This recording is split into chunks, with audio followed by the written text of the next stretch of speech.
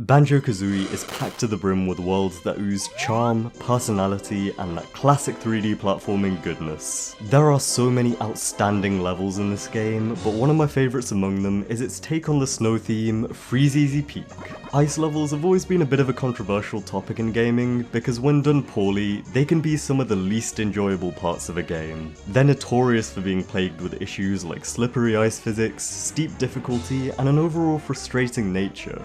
But when they're executed well, that, my friend, that is how worlds like Freezeezy Peak are born. Where do you even begin? I mean, for starters, there's the incredible atmosphere that this world has going for it. Everything about this place just perfectly embodies the holiday season immaculately. The snowy slopes, all of the houses with their snow-covered roofs, the icy crystals, the various different snowmen, both good and bad. Even the entrance to the level in Grunty's lair is based on an advent calendar. It all ties together fantastically to create this magical feeling of a winter wonderland. It captures that experience of playing outside in the snow as a kid, and I think that's truly commendable. What is effectively the cherry on top is that gorgeous starry night sky. I have this deep appreciation for skyboxes in older video games, and this one right here is one of the finest. The way you can see the full moon with those dark purple clouds scrolling along makes for a very beautiful sight to behold. The visuals are nothing to sneeze at, there's no doubt about that,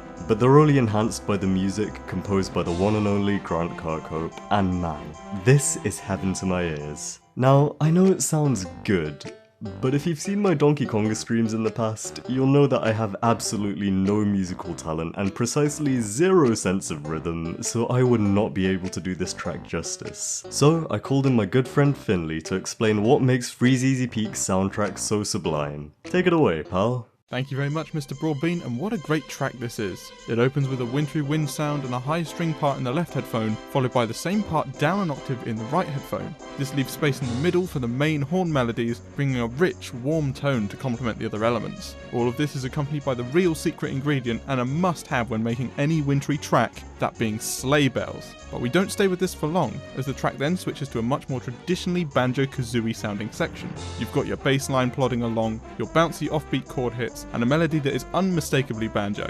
We then cycle through some classic instruments used for melodies throughout the entire soundtrack, starting with strings, then to a trumpet, and finally a flute. All of this is in stark contrast to the first section, but still feels wintry simply because of those sleigh bells and the wind still lingering in the background. The track then starts to introduce some more traditionally wintry sounds in the following section.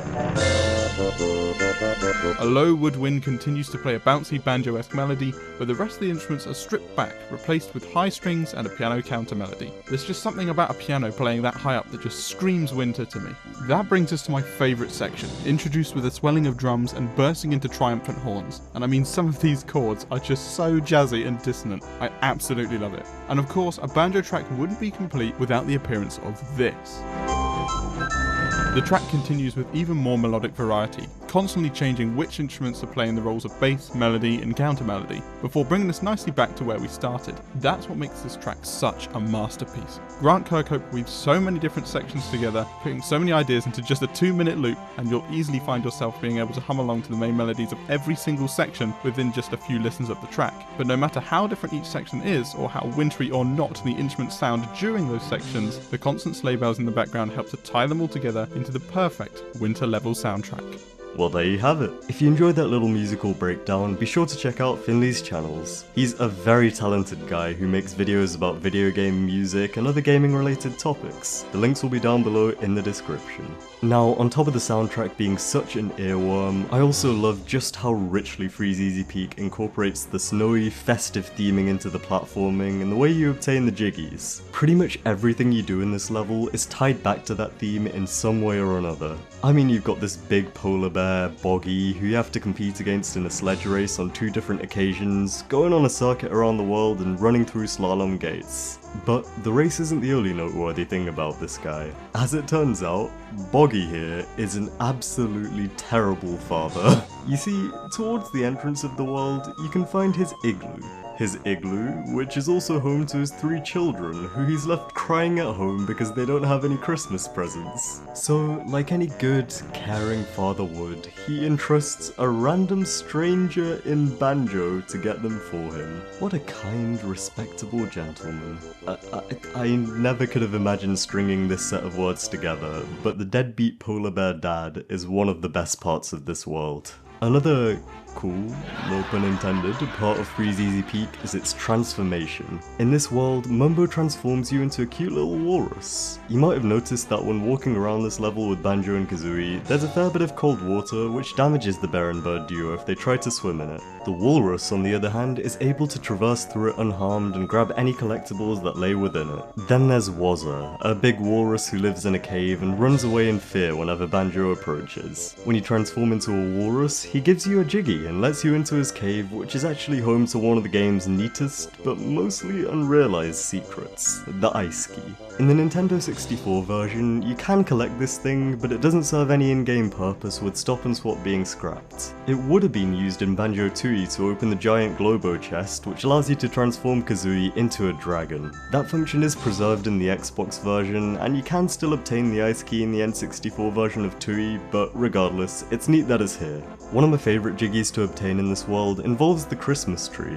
When you first find this thing, it looks pretty bare, and that's because it doesn't have any lights. As it turns out, it's your job to save these cute, sentient Christmas light things from being eaten by these green crocodile monster things. It's actually a pretty challenging mission, which I remember struggling with a lot as a kid, but completing it allows you to turn on the lights by flying through the star on top of the tree 3 times. When this happens, you're able to bag yourself a jiggy, but perhaps the best part is that the music actually changes, creating more of a Christmassy vibe. It's awesome. Now, at the center of Freezeezy Peak lies perhaps its greatest set piece, the giant snowman. The way this guy is used here is genius. Not only does he act as a navigational point of reference by being in the middle of the world, but he's also an integral part of Freezeezy Peak's platforming and level design. Every single part of this guy is used in some way or another. You've got the note surrounding his legs, his scarf that you have to climb up with the alternating red and yellow segments having feathers and notes on them respectively, which I always thought was a nice touch. There's a jiggy inside his pipe, a ginger on his broomstick, a flight pad on his nose which allows you to fly up on top of his hat, where you can find an ice cube containing a jiggy. Whenever I play this level, I always try and snipe this guy with the beak bomb, and pretty much every single time I end up missing, falling off the entire level and dying as a result. Is it worth it?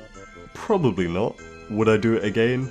Absolutely. Also, can I take this time to mention that I love how they just slapped a pair of eyes on an ice cube and turned it into an enemy? That is just peak N64 rareware right there. The snowman even has 3 buttons that you have to push in using Kazooie's beak bomb attack.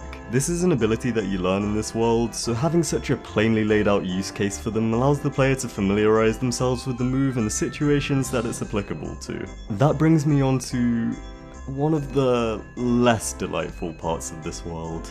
I mean, if I'm making an entire video about Freezeezy Peak, then I guess I have to talk about these clowns, the Slushes. Oh boy, these guys.